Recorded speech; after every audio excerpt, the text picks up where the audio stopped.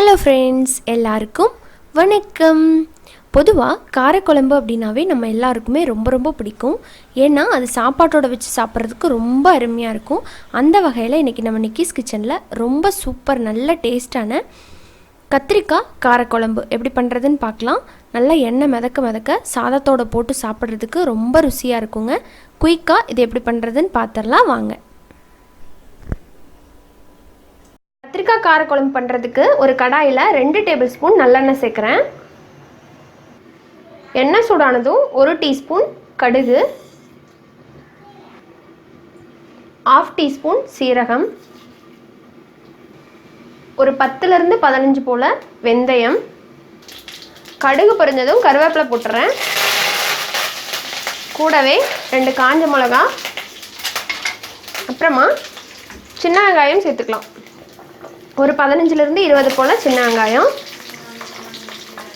அப்படியே முழுசாகவே சேர்த்துக்கிறேன், சின்ன பல்லுங்காட்டி. இது லைட்டாக வதங்கட்டும்.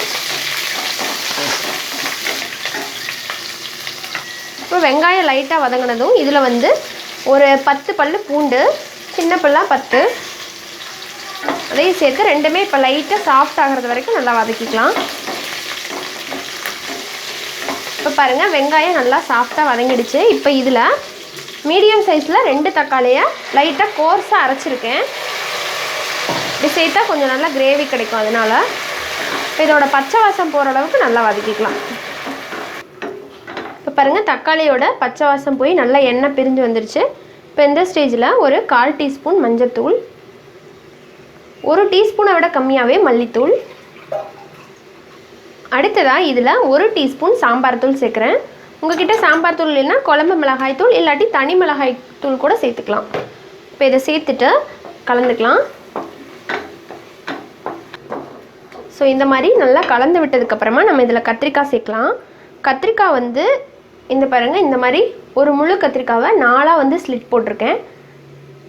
இப்போ இதை உள்ளே சேர்த்துக்கலாம். நீங்கள் ஃபஸ்ட்டு கொஞ்சம் எண்ணெயில் ஃப்ரை பண்ணிவிட்டு கூட கொஞ்சமாக நல்லெண்ணெய் சேர்த்து வதக்கிட்டு கூட இப்படி சேர்க்கலாம். நான் இப்போ இப்படியே சேர்க்குறேன். சேர்த்துட்டு இதை மசாலாலாம் நல்லா கோட் ஆகிற மாதிரி கலந்துக்கோங்க. பாருங்கள், இப்போ ஒரு 2 நிமிஷம் கத்திரிக்காவை நல்லா இந்த எண்ணெயிலேயே வதக்கியாச்சு. இப்போது இதில் நம்ம புளித்தண்ணி சேர்க்கணும். ஆனால் இப்போ சேர்த்தோம் அப்படின்னா கத்திரிக்காய் வேகாது, கொஞ்சம் லேட் ஆகும். அதனால ஃபஸ்ட்டு நம்ம கொஞ்சமாக தண்ணி சேர்த்துக்கலாம். தண்ணி சேர்த்து கத்திரிக்காய் ஒரு 3/4 பதம் வெந்ததுக்கப்புறமா நம்ம புளி சேர்த்துக்கலாம். அடுத்ததாக இதில் தேவையான அளவுக்கு உப்பு சேர்த்துக்கலாம். உப்பு சேர்த்துட்டு நல்லா கலந்து விட்டுட்டு நம்ம இப்போ ஒரு மூடி போட்டுற போகிறோம். கத்திரிக்காய் ஒரு 3/4 பதம் வேகட்டும்.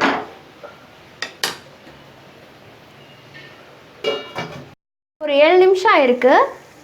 கத்திரிக்காய் இப்போ கிட்டத்தட்ட ஒரு 3/4 பதத்துக்கு மேலேயே வெந்திருக்கும். பார்க்கலாம். ஸோ நல்லாவே வெந்துருச்சு. இப்போது இந்த ஸ்டேஜில் நம்ம புளி தண்ணி சேர்த்துக்கலாம். ஒரு சின்ன துண்டு புளி எடுத்து புளி தண்ணி எடுத்திருக்கேன். ஸோ புளிப்பு அவங்கவுங்க புளிப்பு சுவை பொறுத்து சேர்த்துக்கலாம். கொஞ்சம் புளிப்பு அதிகமாக சேர்த்துக்க மாட்டிங்கன்னா கொஞ்சமாக கூட போட்டுக்கலாம். தக்காளியோட இதை அதிகமாக சேர்த்துக்கலாம். இப்போது இந்த புளியோட பச்சை வாசம் போகிற அளவுக்கு இது நல்லா கொதிக்கணும். இப்போ கொஞ்சம் கெட்டியாக இருக்குது, தண்ணியும் நம்ம கொஞ்சமே சேர்த்துக்கலாம் இதில்.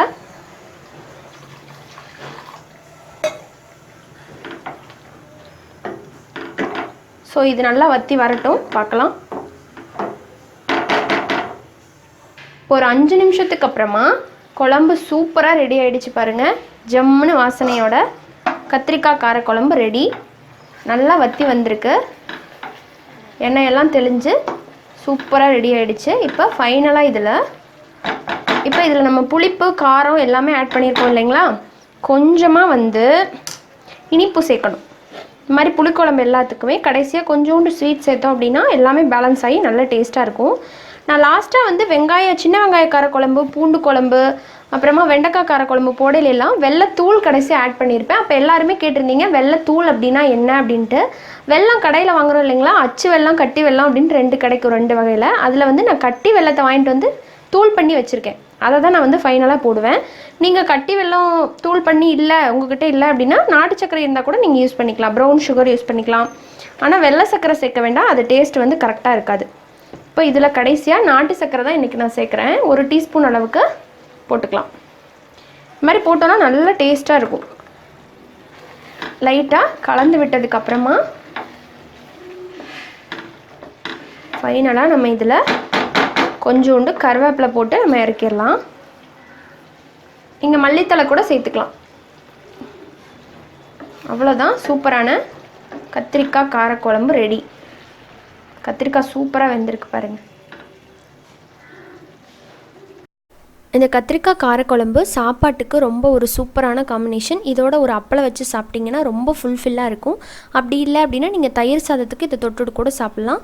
இந்த சூப்பரான கத்திரிக்காய் காரக்குழம்பு இதே அளவுகளோட நீங்களும் வீட்டில் செஞ்சு பாருங்கள். உங்களுக்கும் ரொம்ப பிடிக்கும். செஞ்சு பார்த்துட்டு உங்களோட ஃபீட்பேக் அண்ட் கமெண்ட்ஸை மறக்காமல் போஸ்ட் பண்ணுங்கள். இந்த வீடியோ உங்களுக்கு பிடிச்சிருந்ததுன்னா லைக் பண்ணுங்கள். யூஸ்ஃபுல்லாக இருக்குன்னு நினச்சிங்கன்னா ஷேர் பண்ணுங்கள். மறக்காமல் நம்ம சேனல் நிக்கிஸ் கிச்சனை சப்ஸ்கிரைப் பண்ணிவிட்டு கூடவே இருக்கிற பெல் சிம்பிளையும் கிளிக் பண்ணிக்கோங்க. இது போல் இன்ட்ரெஸ்டான அண்ட் ஹெல்த்தியான இன்னொரு ரெசிபியோடு உங்களை மீட் பண்ணுறேன். நன்றி, வணக்கம்.